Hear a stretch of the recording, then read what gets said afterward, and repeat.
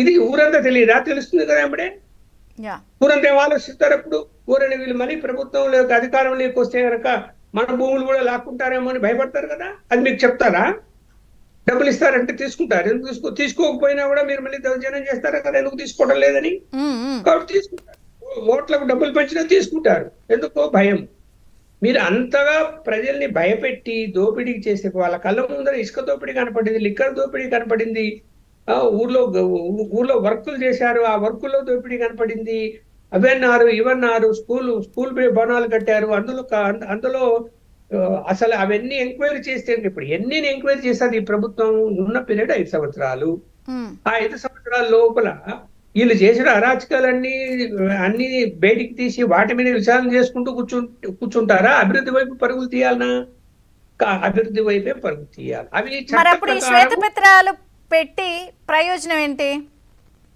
శ్వేతపత్రాలు జనానికి అవగాహన కోసం చెప్పాలి. ఏ తప్పు ఇప్పుడు మనము రాజకీయ నాయకులు చేసే ఆరోపణలు, అరే వీరు రాజకీయంగా ఆరోపణలు చేస్తున్నారని అనుకుంటారు, నమ్మరు.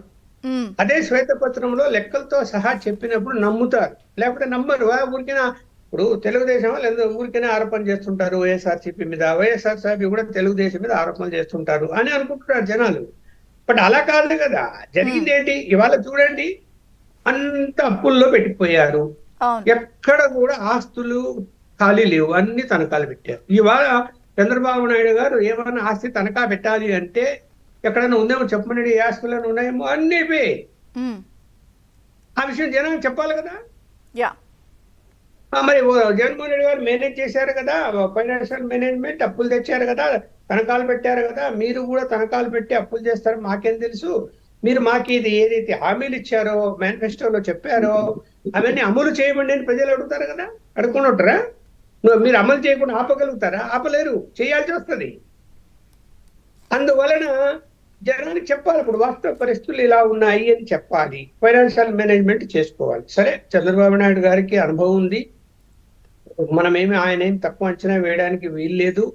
ఆయన డే 1 నుంచి కూడా తను ఒక సిఇఓగానే తను ఎప్పుడైతే చెప్పాడో 1995లో ఎలా ఉన్నానో ఇప్పుడు అలాగే ఉంటాను అని, ఆ మాట మీద నిలబడి పనిచేస్తున్నాడు ఈ రోజు వరకు. మళ్ళీ జరగబోయే కాలం ఎలా ఉంటుందో తెలియదు. అందులో ఎన్డీఏ కూటమిలో తను స్వతంత్రంగా నిర్ణయాలు తీసుకొని రాష్ట్ర ఆర్థిక పరిస్థితిని గాడిపెట్టి ముందుకు తీసుకెళ్లటం అంటే అంత సులభం కాదు.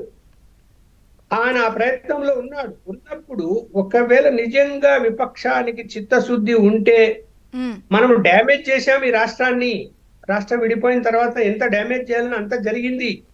ఇది తిరిగి పునర్నిర్మాణం జరగాలి అంటే సహకరించాలి, మంచి సలహాలు ఇవ్వాలి, సూచనలు ఇవ్వాలి అనేటువంటి ఆలోచన చేయాలి వాళ్ళు. అంతేగాని బురద జల్లకూడదు. చేసి తప్పులన్నీ చేసి వెళ్ళిపోయి మళ్ళీ మేము బురద జల్లుతా కూర్చుంటామంటే రాష్ట్ర ప్రజలు ఎందుకు అంగీకరిస్తారు? 11 సీట్లు అన్నారు, రేపు పొద్దున్న ఎన్నికలు జరిగితే 1 సీటు కూడా రాదు. జగన్మోహన్ రెడ్డి గారు కూడా గెలిచే పరిస్థితి ఉండదు పులివెందుల్లో. ఒక బ్రేక్ తీసుకుందాం. జనసేన బీజేపీ ఒపీనియన్ కూడా బ్రేక్ తర్వాత మాట్లాడదాం. చిన్న విరామం, చర్చ కొనసాగుతుంది. అన్నీ కూడా కళ్ళకు కట్టినట్టు ప్రజలు చూశారు. అలాగే 1 నెల రోజులు దాటింది కూటమి ప్రభుత్వం ఏర్పడి, వాళ్ళు కూడా ఇచ్చిన హామీలను అమలు చేసుకుంటూ